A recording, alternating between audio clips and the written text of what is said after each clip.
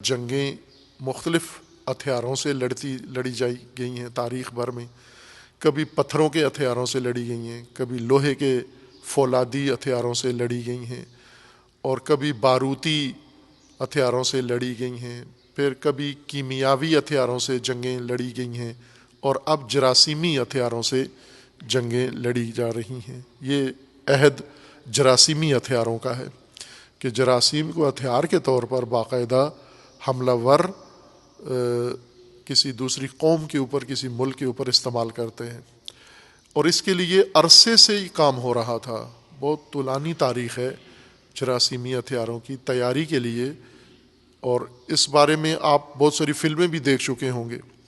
جہاں پر جراثیمی ہتھیاروں کی تیاری کے لیے جس طرح امریکی فلمی صنعت نے یہ فلمیں بنائی ہوئی تھیں قدیم سے، جراثیمی ہتھیار بنانا اور ان کو استعمال کرنا اور پھر ان کے نتائج. اور یہ ہتھیار مختلف جگہوں پر استعمال ہوئے بھی ہیں تجرباتی طور پر، اور اب اسے استعمال کیا گیا ہے باقاعدہ طور پر سیاسی مقاصد کے لیے اور اقتصادی مقاصد کے لیے. یعنی دیگر ہتھیاروں سے جو نہیں کر پا رہے تھے، اب وہ جراثیمی ہتھیاروں سے مقاصد حاصل کرنے جا رہے ہیں. یہ آگاہی ضروری ہے عوام کو، اور اس وقت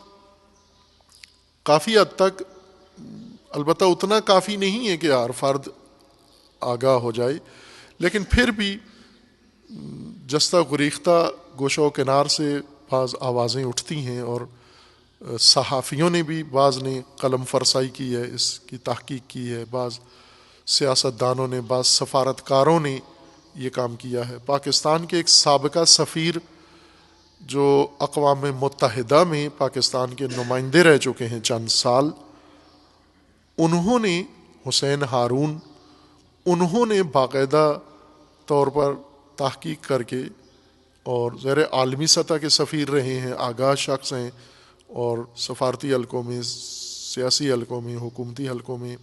ایک اپنی نمایاں حیثیت رکھتے ہیں. انہوں نے مستند طور پر تحقیق کر کے یہ بات کی ہے کہ یہ باقاعدہ بنایا گیا جراثیم ہے، اور انہوں نے ذکر کیا ہے کہ یہ 2006 یا 2007 سے اس کے اوپر تحقیق شروع ہوئی، پھر 2014 میں کامیاب ہو گیا، تجربہ ہوا، اور پھر 2019 میں اس کا استعمال عمل میں آیا ہے. یہ بنا برطانیہ میں ہے، اور اس کے پیچھے جو ذہنیت کار فرما تھی وہ یہودی صہیونستوں کی تھی، اور اس کے لیے سرمایہ جتنا لگا ہے وہ امریکی سرمایہ داروں کا ہے، جن میں سر فہرست بل گیٹس اور اس کی بیوی کا نام آ رہا ہے کہ ان لوگوں نے سرمایہ لگا کر یہ جراثیمی ہتھیار، صرف یہ ایک ہے، اس سے زیادہ خطرناک ہتھیار جراثیمی تیار ہو چکے ہیں اور تجربہ ہو چکے ہیں، اور وہ رکھے ہوئے ہیں. انہوں نے مبادا روز کے لیے جب ان کی ضرورت پڑے گی انہیں بھی استعمال کریں گے. اور اس وقت چین نے باقاعدہ رسمی طور پر، چین کی وزارت خارجہ نے، نہ کہ چین کے سوشل میڈیا میں یا کسی ایسے شخص نے افواہ اڑائی ہے، چین کی وزارت خارجہ کے ترجمان نے باقاعدہ کہا ہے کہ یہ